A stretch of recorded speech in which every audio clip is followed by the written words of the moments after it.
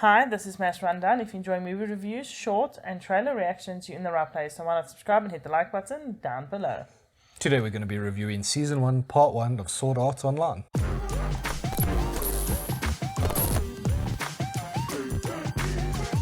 In Sword Art Online, we follow a teenager, Kirito, into a virtual game. But this game's just a little different. He's one of 10,000 players who are now trapped in this game, and should they die in the game, they die in real life. And their goal essentially is to work their way through 100 levels to get out. Starting with the good. I really enjoyed the fact that it was an interesting concept. It was something different. And I like RPGs and those kind of things, so it's well within my comfort zone, I suppose. And they pulled it off very well. I mean, it wasn't just a good concept, it was really well done in general. Yes. And the animation and the action, I really like it. I thought the animation was great. And the action scenes are awesome as well. I wouldn't say it's the prettiest anime in terms of the graphics and stuff, but it was definitely interesting and good. Definitely. There weren't parts where I felt like that was really lazy. There might be, but we'll cover that in the bad for me. The music was also really good. I enjoyed the ambience that it brought throughout, and it matched the tone and everything quite well. There's a surprisingly lot of emotion in the fight scenes, and in the real heavy moments, you got quite a bit of... The music carried it very well. Got quite a bit of feels. Yes. And of course the opening and closing were good as well. And another thing I liked is I found the characters interesting. A lot of them were very interesting characters. I mean, Asano was a good second to Kirito, and even all the characters he meets along the way, they're very enjoyable characters. They're different and they feel real. And they didn't feel like those general tropes you get in most others, like the dumb blonde, or you know what I mean, right? Yeah. It felt like more developed characters than the general Fluffy nothingness. Yeah. I think my favorite character was Kirito. Mine as well. But I like his wife / girlfriend, Asuna, Yes. quite a lot as well. But I mean, they do spend most of the time focusing on those characters, so it's easy to like them. Would have liked a bit more of Clan. I like him as a character, but he also seems to come in and out of the show. Yeah. I also really like the bad guys in this, Yeah. because I wouldn't be surprised if something like this happened, that you would get people who would do that. Yes.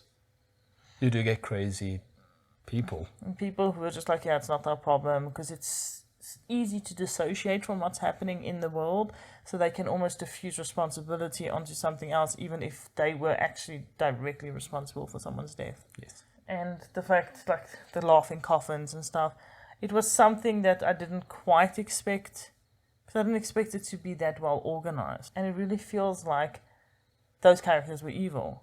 But then again, maybe they were playing evil because they could dissociate from it. Yeah, and they probably could dissociate from it. And I can see them also organizing, because you have guilds naturally forming, and guilds tend to be people who are very like-minded and similar. So yeah, we want to go out kill people, cool, similar people get together. It's also interesting because if you weren't bad before you got to the game and you decided to role play as a bad guy, do you become a bad guy later when you get out? Yes. Because at some point you have to face what you did. I think in general the show is quite heavy as well. Like, it's a heavy concept. You die in a game, you die in real life. Your brain gets fried. So it's heavy to start with. Not only you dying, but seeing a lot of people that you start to care about die around you, and even people you don't care about. Seeing someone die is not nice. No. Most of the people in those games are young, so they've had to mature really fast in those 2 years. And even though that goes a little bit into Asuna and Kirito's relationship, because it seems awfully mature for their age, but then again, they did mature at an accelerated pace because of what was happening to them. And they had to. And it makes for some weird dynamics as well, especially when they get... Is it Yuki, their daughter?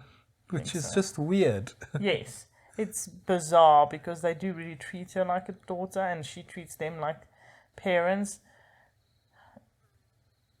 I felt a bit unsettled with it the whole time, but then also at some level it felt like it worked well. And maybe the point was to be slightly unsettled and to show us a little bit of how much they've matured in the game and how the dynamics change so fast. And I think part of what helps in this world is the fact that the scientists decided to make them all look like their true selves. Yeah. Which I think really is important for their well-being. Because imagine you pretended to be a girl and you're a guy.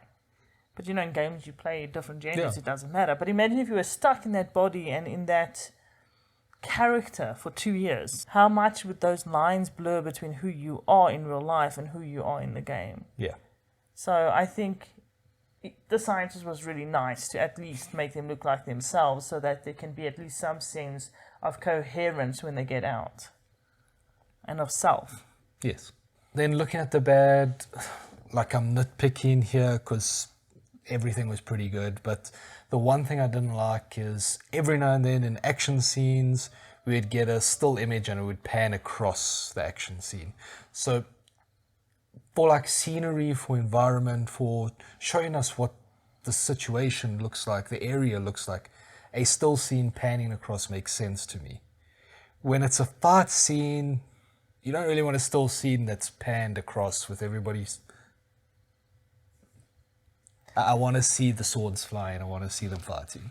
I didn't mind it. I thought it was an artistic choice, and at times I appreciated the art. It was an odd artistic choice. As far as bad, I don't really have anything bad. I know some people have complained about stuff that was addressed in the books. And even if you haven't read the books, like there's a lot of the stuff that people complain about that like, no shit. Yeah. If you have any common sense, you can basically figure out why they've done that in the storyline. I've heard a lot of weird complaints, and it's... saying that the game would never sell because it would be boring because there's no magic. I'm like, if that virtual reality thing came out, I would be in the shop buying it. And I'm pretty sure a lot of people would as well. Yes. I don't care how boring the game looks. It is the experience that you get to have and you get to have it as one of the first people ever. Yeah. It's huge. Even like Sims or Animal Crossing or anything like that, if it was 3D, it must feel so different because you're so integrated. It doesn't matter what the game is. And if it was an RPG... Sold. I mean, I'd be sold anyways, but an RPG, it would be like the most exciting thing ever. And I know a lot of people complain that you don't see the grinding, but I like that. It's really boring when they give us too much grinding. And he speaks about doing the grinding, about being on the front lines.